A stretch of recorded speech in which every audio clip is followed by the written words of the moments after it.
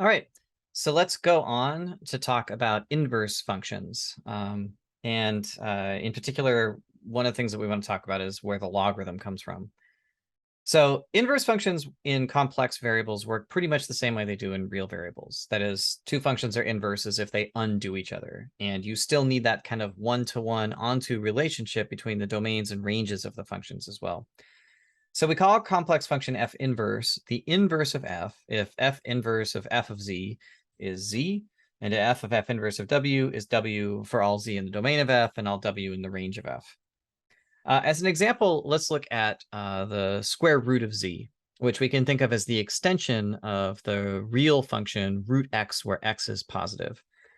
And to look at that, let's take a look at the relationship between f of z is equal to z squared and f inverse of z, which I will propose as the inverse, root z. So what we're saying is that the inverse relationship somehow holds in complex numbers as well. So in order to buy what's going on here, we should probably take a look at what the z squared function is actually doing and make sure that root z is undoing that. So remember that for a complex number, z, that we could write it as z is equal to re to the it, with the additional consideration that we're going to consider values of t that are the principal values.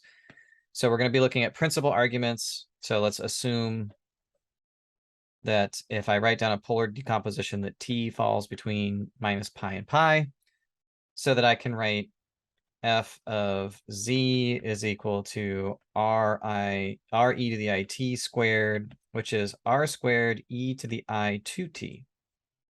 So geometrically, what the squaring function is doing is it takes a complex number z, which is re to the it, it squares the radius. Let's make the assumption that the radius is larger than 1, so we're getting further away. And it doubles the angle. So if this was t, this angle is 2t. That's not a 2.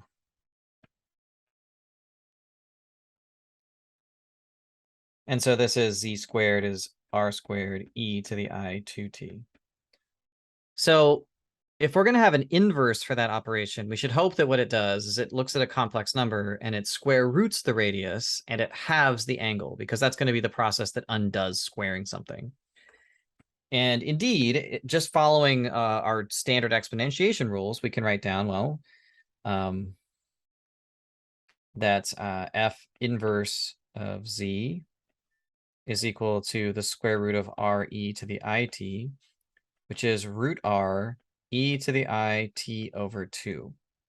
And so on the principal branch, if we restrict just ourselves just to this angle, f inverse of z, I mean, root z appears to do what we want it to do.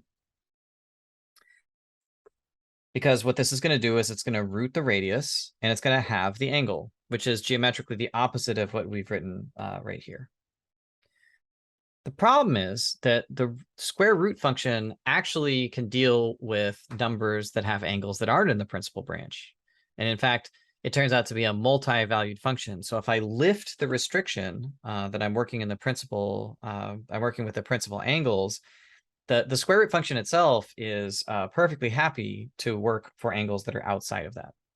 So this turns out to be what's called a multi-valued function. And so let's take a look at what happens if we lift the restrictions.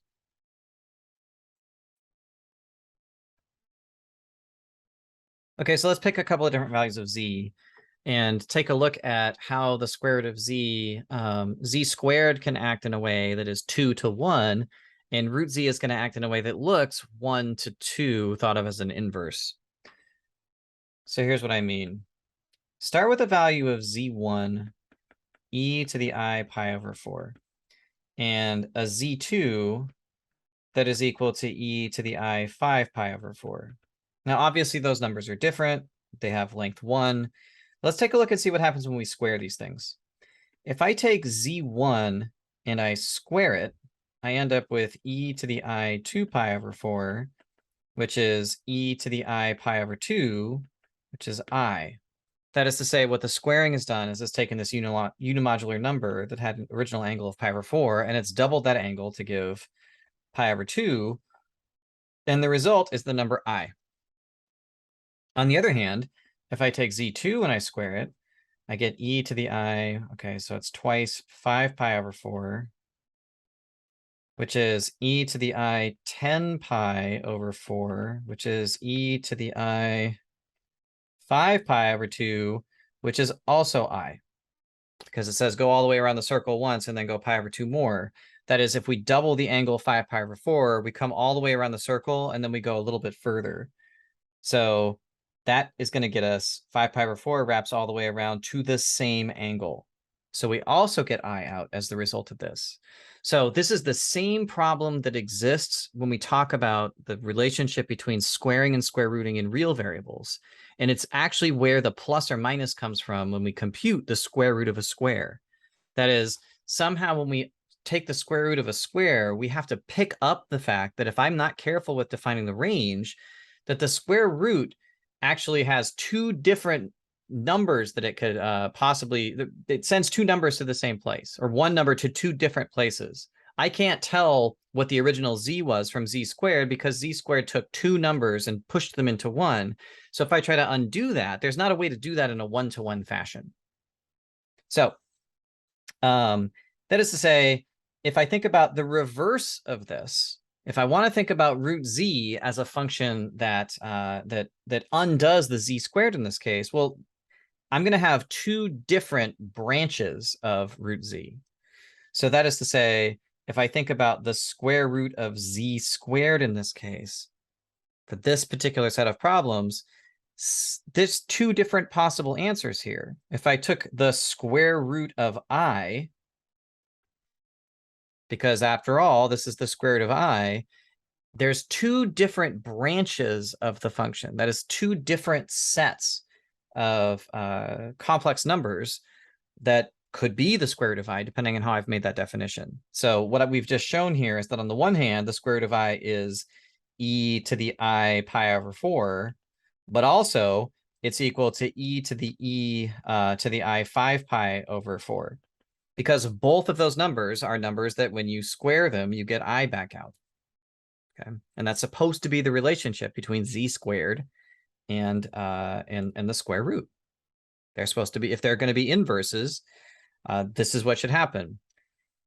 So functions that have this sort of behavior, where we can think about them as having multiple values for one input, are called multi-valued functions. Another way of thinking about this is these are functions with more than one piece. The real analogy, or the analogy with real functions here, is that if you looked at the square root of, if you looked at the inverse of f of x is equal to x squared, just by switching the y's and the x's, you end up with a function that looks like this. So this is x is equal to y squared. That's the function you get by switching the x and the y, but this is not a function. It's a multi-valued function with one part that's up here, which is root x, and one part that's down here, which is minus root x. So that is to say, the square root really has two different branches or paths that it can take on which it's a well-defined function. And so for the function that we're looking at here, square root of z, it turns out that you can show that the two branches of the function are functions that do exactly what we expect it to do. That is, we take the square root of the radius and then have the angle. But then we have to pick up this other behavior where I might have started pi radians away from the first value. And there's a second piece of the function, which is also well-defined, which is the second branch of the square root, which I get by taking my value and then adding pi to it. Okay, in the same way that we have this picture up here where the angles are separated by pi radians, that's the general behavior of the square root function. So, and this corresponds precisely to having plus or minus when taking the square root of real numbers, because what we're saying is, in the real number case, that you have, well, how do I get pi radians away from a real number x? I go pi radians around, and that puts me out at minus x, right? So if I take a square root, I have to add pi to the output to give me the two possible behaviors that the square root can have if I'm thinking about the input as a square. Okay. So how many branches does the cube root of z have? Well, this is where you can think, what are the sort of, thinking about it as a multi-valued function, if I looked at z to the third, what can z to the third, what are three numbers that z to the third sends to is there a way that I can send three different numbers to the same output with z to the third? And the answer is yes. So what I want you to imagine now is that if you had a number on the unit circle z, and z was re to the it, that's this number right here, and then you took that number and you added 2 pi over 3 radians to it. That is, you went out this way over here, so that number is re to the I t plus 2 pi over 3. And you have another number right here, which is re to the I t plus 4 pi over 3. My claim is that z to the third is going to send all three of those numbers to the same output. And it's pretty easy to see. If you take z to the third, let's say that's a z1 to the third, and you cube it, you get r to the third e to the I 3t. And if you take z2, say this is z2, and you cube it, you get re to the I t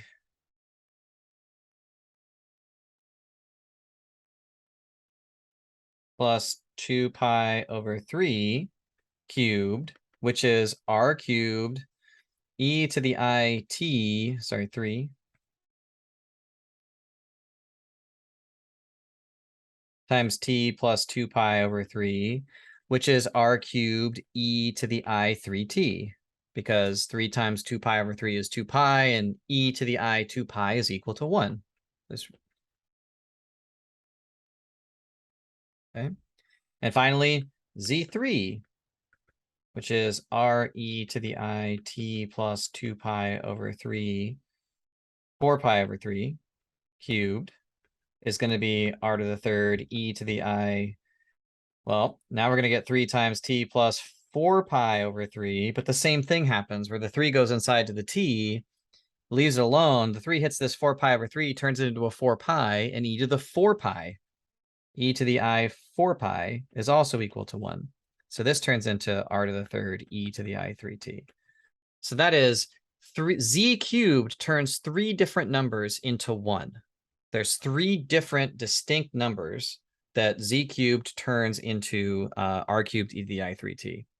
So if z cubed takes 3 different numbers and produces 1, then the inverse function, in some sense, is going to take one number and send it possibly 3 different places, depending on how you set up what the appropriate angles are. And so you can define 3 functions in the here. So there's going to be 3 branches.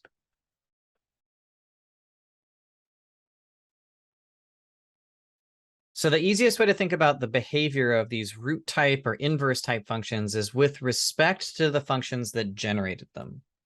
So because the cube function is a 3-to-1 function, its inverse kind of is going to be 1-to-3 as a multi-valued function, or there will be 3 different sets of angles that determine 3 different branches of that function.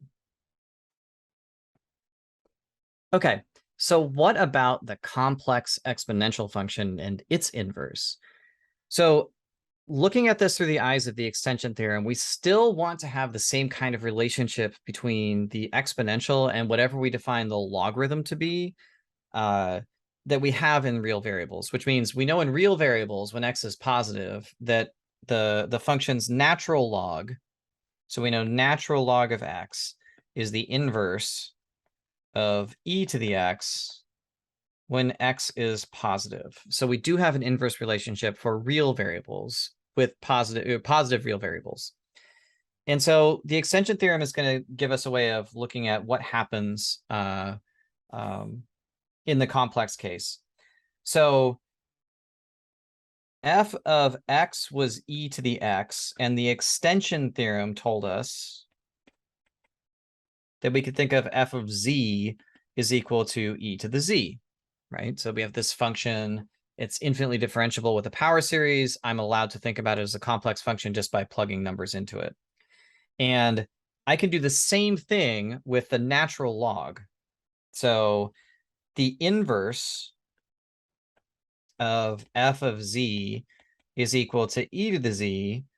We're just going to call, so is f inverse of z is going to be called capital log z, which will be the principal branch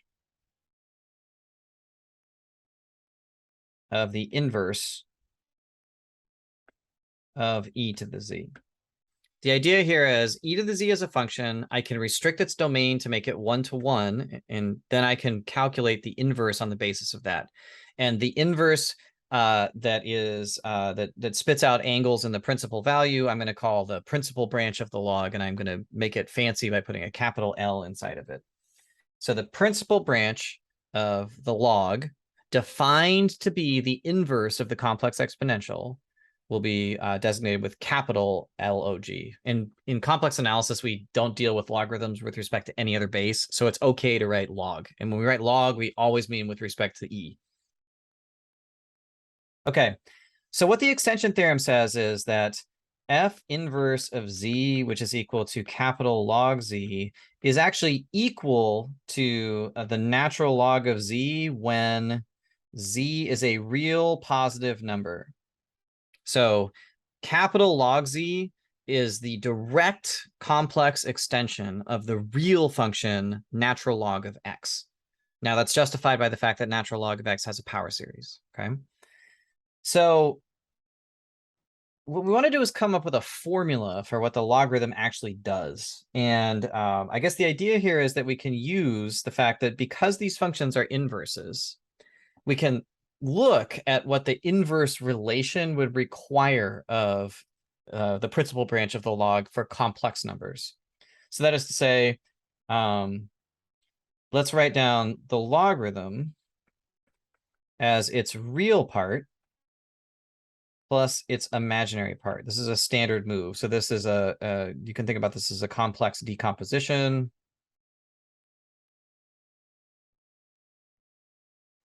And then we know that it must be the case that because these things are inverses, we know that e to the log of z must be equal to z. And combining those two facts together, we can do the computation. Well, e to the log z must be equal to e to the u of z plus I v of z, which must be equal to e to the u of z, e to the I v of z.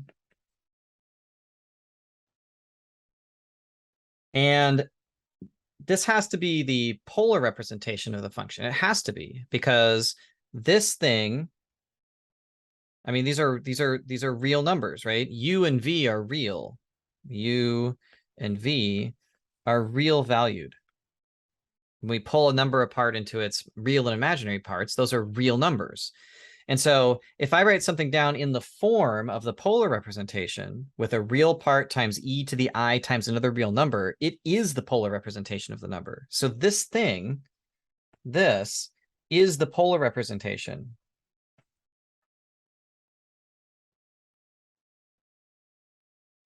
Because it's a real number, which I think of as r times e to the I times the argument. That means this is just a polar decomposition. And in fact, that gives us the definition of the logarithm. After all, this means that e to the u of z is equal to r, and that v of z is equal to arg z. And this relation right here says that u of z, which remember is a real valued function, u of z must be equal to the natural log of the absolute value of z. because that's what the radius is, right? This is absolute value of z, e to the I arg z. And this sort of fiddly noodling is what's going to tell us that actually that gives us that the log of z, which is equal to u of z plus I v of z, is equal to the absolute value of z plus I times the argument of z. Oh, sorry, natural log here. Right, so the natural log of z, absolute value of z plus I times the argument of z. This is the definition of the complex logarithm. And you might ask, why is it the case that that we do get the real valued natural log here when x is a positive number? Well, remember that when x is a positive number, the argument of x is 0 if x is a positive real number. So when x is a positive real number, this term disappears. The absolute value of a positive real number is just the number. So in the case where this is true, this expressly recovers the relation that log of x is equal to the natural log of x when x is a positive real number. So it's just built into the structure. This formula is the definition of the principal branch of the complex logarithm. And in fact, it points the way to every other branch of the complex logarithm as well. There's one branch for each integer k, which represent every other possible angle that we can get beyond the principal branch of the logarithm. So that's what this has done. If I write little log, you have to tell me which angles you're working with by specifying which branch of the log you're working with, which means you have to tell me how many times I've wrapped around the circle and then find the angle that I use to designate my complex numbers. So these are the complex logarithms. There's an infinite number, in some sense, an infinite number of inverses to the function e to the z that correspond to restricting the domain of e to the z in such a way that e to the z is a one-to-one function. One branch for each piece that is one-to-one. And these are the formulas that these formulas are going to be in common use. So if you didn't follow the computation we did here, I really strongly advise that you go back through the discussion of these functions in section 1.3, and then practice some computations about how to compute the value of some of these numbers, right? So what is, say, for example, if I had something like z is equal to -2, and in complex numbers, the way you think about -2 is that's the same thing as 2 times e to the minus I pi. In fact, we can't even say I minus I pi because that's not part of the domain. So for the principal branch, we would write e to the I pi. So if you have trouble visualizing that, that's just saying there's the angle that you took, go out 2 units. What is that number? It's -2 thought of as a real number because e to the I pi is -1. Okay, so this is your polar representation, principal polar representation for the number -2. So what does capital log do? What does the principal branch of the log do to the number -2? Well, the principal branch of the log actually looks at the number 2e to the I pi. And what the formula tells us this is supposed to do is calculate the natural log of the length of the number, which is 2, and then add on I times the argument of the number, which is pi. So this is the natural log of the absolute value of z plus I times the principal argument of z. And if I want to compute another branch of the log, well, little log of -2 is equal to the capital log, sorry, is equal to the natural log of the absolute value of z plus I times the argument of z plus 2 pi k for some k.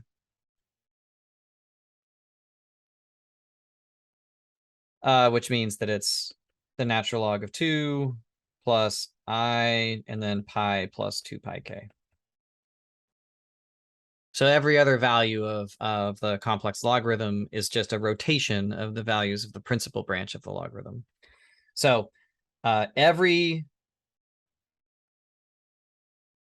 branch of the log is going to have a unique value corresponding to the k value that tells you how many times you've wrapped around the circle before you start computing your unique polar coordinates for your complex numbers. All right, so already you should be getting the idea here that there's a much more complicated relationship between functions and their inverses in complex numbers than we see in real variables.